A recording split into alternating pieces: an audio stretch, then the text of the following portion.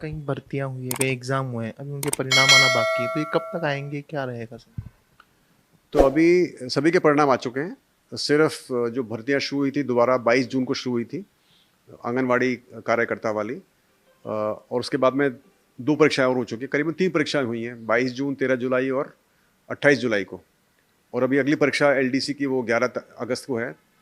तो जो आंगनवाड़ी की जो परीक्षा हुई थी उसका रिजल्ट तो बन चुका है, लेकिन हमको बताया गया कि करीबन 50 या 60 पद उसके बढ़ने हैं, और उसका हमको लेटर मिला था विभाग से। तो उसमें कुछ हमारे ऑब्जर्वेशंस थे, कुछ हमको लगा, कुछ में हमको क्लैरिफिकेशंस थे, वो विभाग से मांगे हुए हैं। जैसे ही वो आ जाते हैं उसका रिजल्ट जारी कर देंगे।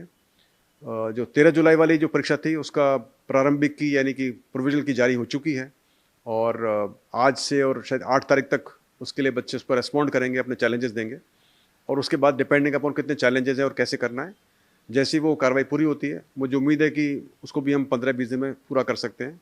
तो अगस्त के महीने में भी उसका रिजल्ट निकल जाएगा।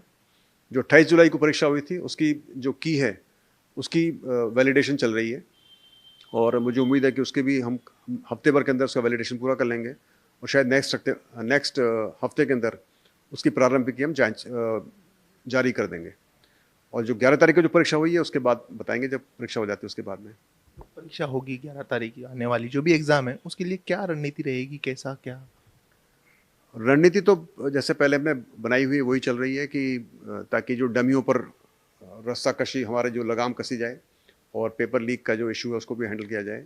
तो मुझे उम्मीद है कि जो हमारी रणनीति पुरानी बनी हुई है उसी माफिक हम चल रहे हैं, और मुझे लगता नहीं कि कोई परेशानी इसमें आएगी। और हमारे प्रयास हैं कि जो जिला प्रशासन बहुत ही मुस्तैदी से काम कर रहा है, और जहाँ पहले 3 परीक्षा केंद्रों पर एक इन्विजिलेटर, सॉरी, डिप्टी कोऑर्डिनेटर लगता था, अभी हमने उसको रिक्वेस्ट किया है और सरकार ने उसको मान भी लिया है। तो अभी एक परीक्षा केंद्र पर एक डिप्टी कोऑर्डिनेटर होता है, जिससे जो एक कुछ कमी थी, जिसको मुझे लगता था जिसकी वजह से कई बार कमियाँ रह जाती थी, वो पूरी हो जाएंगी। तो उम्मीद कर रहा हूँ कि जो परीक्षा 11 तारीख को होगी वो भी शांतिपूर्ण तरह से होगी और ट्रांसपेरेंट तरीके से संपन्न की जाएगी।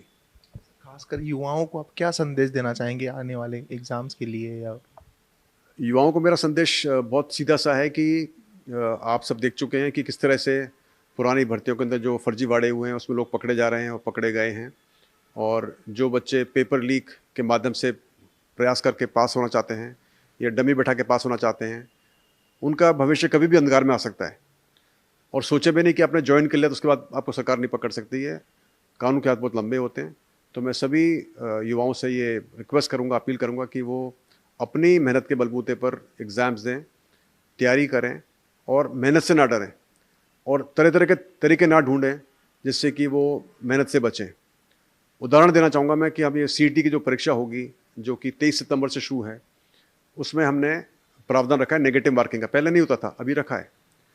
तो कई सारे अभ्यर्थी मुझे कोशिश कर रहे हैं बताने की साहब वो नेगेटिव मार्किंग नहीं होनी चाहिए, और हम समझते हैं होनी चाहिए, क्योंकि हम चाहते हैं जो सेकंड स्टेज की परीक्षा हो उसमें सिर्फ वही अभ्यर्थी हैं जो कि वास्तव में पास होने के लायक हों। कुछ अभ्यर्थी चाह रहे हैं कि वो, कुछ अभ्यर्थी हो सकता है, कुछ कोचिंग वाले भी, सारे की बात नहीं करूँ, कुछ कोचिंग वाले भी चाह रहे हैं कि वो नेगेटिव मार्किंग ना हो ताकि उनकी दुकानें चलती रहें, बच्चे तुक्का बंदी से पास हो जाएं और फिर उनके पास वो मुर्गे बन के आ जाएं, उनकी वो कोचिंग कराते रहें। तो मेरा सभी से अनुरोध है कि ये झांसों में ना आए। तो सारे कोचिंग वाले ख़राब नहीं होते, लेकिन कुछ कोचिंग वाले ख़राब होते हैं जो कि बच्चों को झांसा देते हैं और उनको बस क्वेश्चन कैसे पास कराना चाहते हैं, और फिर दोबारा उनको मुर्गा बनाना चाहते हैं ताकि उनकी कोचिंग कराते रहें और पैसे ऐंठते रहें। तो मैं सभी से, युवाओं से अनुरोध करूँगा और अपील करूँगा कि वो अपनी मेहनत करें, और जो परीक्षा का जो स्कीम बनती है उसके माफिक तैयारी करें, और नेगेटिव मार्क्स से ना डरें। यदि आपने तैयारी किया, पास हो गए,